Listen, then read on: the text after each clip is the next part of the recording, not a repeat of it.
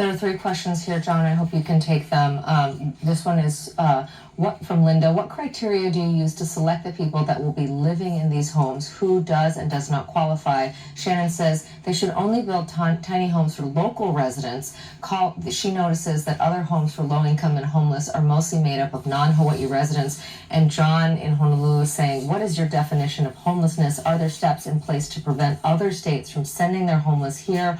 Our tax money pays for this. Is there a residency requirement for folks who are eligible to live in these spaces? So long as they view Hawaii as their going to be their permanent residency, they're okay.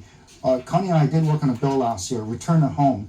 There are other states, it's not a myth, that send their homeless to Hawaii. That happened a number of years ago. I wrote to the U.S. Attorney General to stop that program. It's called the SOTA program in New York. After I made a complaint, other elected officials chimed in and that program was shut down. So it has happened before.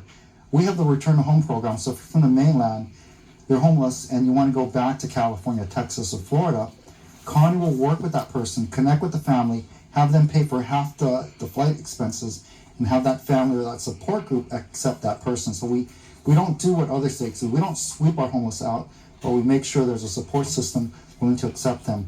Criteria for going into a kauhale, it kind of depends on the operator. Windward High Standards community was not willing to accept the kauhale. We had to make sure the person was not on the sex offender list. We had to make sure that person didn't have any violent behavior or criminal acts which displayed violence. Really high barrier. Middle Street, low barrier.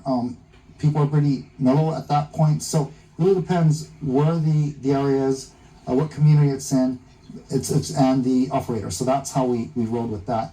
Hope I was able to answer those questions. You were. And building on that, Connie, this is an